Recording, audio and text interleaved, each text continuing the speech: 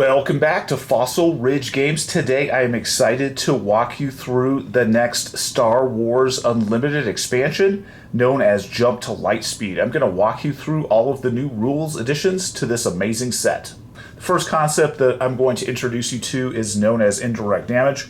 As an example, I have a card on the screen. This is Torpedo Barrage. It says deal 5 indirect damage to a player. And then in parentheses it says the player assigns 5 unpreventable damage among their base and units. So let's just kind of walk through an example of what that means. So we're going to say that one player is using the Torpedo Barrage against a second player. The second player is going to have a collection of cards in play that we see on the right hand side of the screen. As per the instructions, we have 5 points of indirect damage. So now what happens is that once the Torpedo Barrage is used against an opponent, that opponent gets to take the damage markers, the damage tokens, and then assign them amongst the different units and the base that they have. And please note that one of the terms says that it is unpreventable damage. And so that will key in on how shields actually work. So we're going to walk through the basic example of how this damage can be distributed. So the first thing that we're going to note is that the defending player or the person that this card is used against gets to choose. It's not the attacking player that played the Torpedo Barrage. They don't get to choose where the damage goes. It's the other person. So as an example, we can start sprinkling damage amongst different units. And please note too that the units can be in any sort of arena. They can be on the ground or they can be in space, or you can assign the damage to the base itself. Now when you're doing this, you could, if you wanted to, as the defending player, allocate all the damage to the base and leave none of the damage going to your units. Okay, or alternatively, you could place it onto your units if you had enough sort of bandwidth for it. So I'm going to just pull the shield card off to the side, and we're going to focus on the Outer Rim Outlaws for a moment. So if we have 5 indirect damage, I can't assign all of the damage to this Outer Rim pilot. Okay, so I couldn't put all 5 on the pilot. I have to do it 1 point at a time. So I assign it, and if, let's say, the Outer Rim Outlaw suffers lethal damage, it's removed, and then the other 2 points of damage has to go to something else, such as the base, or if I have another unit in play, I can put the damage markers on a different unit. So you can't overload all the damage onto one unit because it just can't simply take all of that damage. So the next caveat that we're going to talk about is the term shielded. So I'm going to go ahead and just put a shield onto the screen. This is the new token that appears in Jump to Lightspeed. So kind of what we're going to do is we're going to zoom in as best as I can on the bottom of the shield card. And it says if damage would be dealt to the attached unit, prevent that damage. If you do, defeat a shield token on it. So what's kind of interesting about the indirect damage text, it says that you assign unpreventable damage. So the shield itself is actually preventing the damage. The shield cannot prevent the damage that's assigned as a result of indirect damage.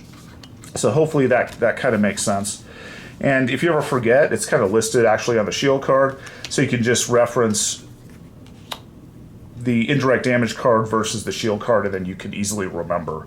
You just simply have to read the text and then compare it. Next, we're going to talk about the piloting ability that appears in the game. This is a fantastic addition to Star Wars Unlimited. I think it adds a lot of fun. So first up, we have an indoctrinated conscript on the screen. This is just going to be a sort of generic first order pilot. And so the first thing that I want you to notice is that there's 2 sets of text. There's one at the top and then one at the bottom. So this card can either be a unit or it can act as an upgrade in the game. This is a pretty cool addition to how things work. So if the indoctrinated conscript is played, it can come out as a ground unit, so you go ahead and just think of it as, you don't even look at the bottom text of this card, and it just simply goes to the ground arena, and it's going to have a 1 power and 2 hit points. Now, alternatively, at the bottom of this card, and I'll try to zoom in as best as I can. Hopefully it picks it up. Hello. Okay, notice that it has a casting or a sort of like resource cost in here to bring it into play, and it says piloting. It says you may play this as an upgrade on a friendly vehicle without a pilot. So this is pretty cool. Think of it as you can place one pilot onto any vehicle, and then it just simply becomes an upgrade on that vehicle. So let's take a look at kind of what that means. And I have two different vehicles out for you to take a look at. The one on the left is actually a space unit, so think of it as a spaceship, and the one on the right is a vehicle, but it's in the ground arena. So what makes sort of the piloting ability so cool is that this pilot can be placed either on a space unit or a ground vehicle unit, and all you do is just simply slide it underneath like you would a normal upgrade, and then it is going to give a buff to that vehicle. So as an example, it's going to add like 1 power and 2 hit points to that vehicle. Alternatively, we could take the conscript, and the conscript can go into this occupier siege tank and kind of do the same thing and give this occupier siege tank a buff.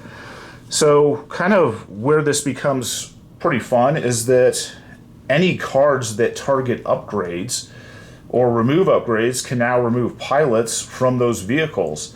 So think of all of the previous cards in the previous sets that specifically target upgrades. So I think you're going to get a lot more versatility in play out of some cards that you've seen previously in the set, because now you can actually remove those pilots from those vehicles. So that's a pretty exciting counter to kind of what's going on with this. Secondarily, what this does is it adds more versatility for the units that are present actually in your cards. So if you're starting to get weak maybe on the ground side and you need just a little bit of help, you can put the conscript into the ground arena or place it into a ground vehicle to help you in the fight. Now, let's say you're starting to get overpowered in the space arena. You can take the conscript and then put it onto a vehicle in space to give you that extra push. So it's really nice to be able to shift this card between essentially the two different arenas and to play it sort of differently. One thing I will note, so we're going to bring up Boshek onto the screen right here, is that sometimes the piloting cost, so I'm going to go ahead and try to zoom in on this as best as I can. Notice that this is going to be 2 resources to bring it out as a pilot. But if Boshek goes into the ground arena, it's going to cost 3 resources. So notice too that a lot of the cards in this set are going to be slightly cheaper for piloting to actually put them onto a spaceship or a vehicle. So something else that you can see too is some of these cards have special effects when they're actually doing a piloting sort of move, and they are in a vehicle. So as an example, it says when played as an upgrade, discard 2 cards from your deck, return each of those cards with an odd cost to your hand. It's kind of a strange ability. Obviously keys off the new Han Solo deck quite well. So this right here is just showing you that there's a lot of different options and opportunities that you can use with the piloting skill. And so be very mindful that the cost for the card going into the ground arena might be different than the cost of it going in as a pilot. As a quick rules clarification for pilots, and I'm just going to go ahead and read the card. It says you may play this as an upgrade on a friendly vehicle without a pilot. So if a vehicle already has a pilot on it, you cannot take a pilot and put it onto that vehicle. As an example, on the right hand side of the screen, we have the Occupier Siege Tank. It is already being piloted. So if the Indoctrinated Conscript is in my hand, I cannot play it as an upgrade onto the Occupier Siege Tank, but I could play it onto the spaceship on the left-hand side of the screen. So I'm going to go ahead and take that and just simply slide it underneath. And as with most sort of card games, there's always stuff that kind of breaks the rules. So I'm just going to go ahead and pop R2-D2 onto the screen. So I'm going to go ahead and pull this up. And there are a few cards in this set that specifically break the limit of only having 1 pilot on a vehicle, and R2-D2 is going to be one of those cards. So if you look at the text, and it's written 2 different ways, and both of these sets of text are to allow you to place a second pilot onto one of your vehicles. So R2-D2 could go onto both the spaceship or the siege tank, although it's already piloted. So R2 could pop into either of those locations and then provide the piloting buff on that. So that's kind of a fantastic sort of upgrade to the game, is piloting. Just be very mindful that most of the time you can only place one pilot per vehicle. There's one thing I really want to note with the piloting ability, and this is very impactful to the game, and I want you to think about it when you are doing deck construction. Typical leaders up to this point in the game could really only be deployed to the ground arena. You really didn't have the opportunity to get any of your leaders into the space arena. And so Jump to Lightspeed kind of breaks this a little bit, and be very mindful of this when you're doing deck construction. I just went ahead and just put a smattering of the different leaders that you can find throughout the set. There's obviously more pilots than what I'm even showing on the screen. But what makes this new rule very versatile is that for whatever strategy you are trying to do, you can pick now sort of where your leader will deploy. So as an example, we have Luke Skywalker. Luke Skywalker could go to the ground arena, or alternatively could go into the space arena as a pilot. So think of it this way, as a way for a really impactful hero deployment. Or so your leader is going into play and it's going to be very impactful. You can use it to whatever strategy you're actually trying to achieve for that game. So this adds a lot of versatility to how you deploy your leader. And in previous sets, they could only go into the ground arena. Next up, I want to talk about some of the rare bases that are found in the set. Here's just 2 examples of them. There are 4 rare bases that you can get out of Jump to Lightspeed. The first one on top is kind of interesting. Most bases have 30 hit points. This one is going to have 27. So I'm going to go ahead and zoom in on the text on this. And this one's pretty interesting. It says your minimum deck size is decreased by 5 cards. So when you're doing deck construction in Star Wars Unlimited, the minimum amount of cards that they say in the rule book is set to 50. This is going to allow you to put your minimum deck size to 45. And so a lot of players would be like, well, what's kind of the point of that? And that goes to the overall variation in your deck. The smaller your draw deck, the more consistent you're basically decreasing the variability in your deck by a small amount. So you're going to be getting cards that you want more consistently because your deck size is going to be smaller. So this is kind of a really interesting idea. Now, to compensate for that, though, your base is only going to have 27 hit points as opposed to 30, but you're probably going to be getting a little bit better draws, and the probability of you getting what you actually want is going to be slightly higher. Next up, we have the Colossus, and this is kind of a cool idea, too. Notice that instead of having 30 hit points, this base has 35, but it kind of has this weird caveat of draw 1 less card in your starting hand. So they're going to give you 5 extra hit points over the course of the game. But sort of as a consequence to that, you're going to have 1 less card in your starting hand. So you're going to be able to do sort of less in those first opening rounds of the game. And you might have just a kind of a slower start because there's going to be less variation when you actually begin the game.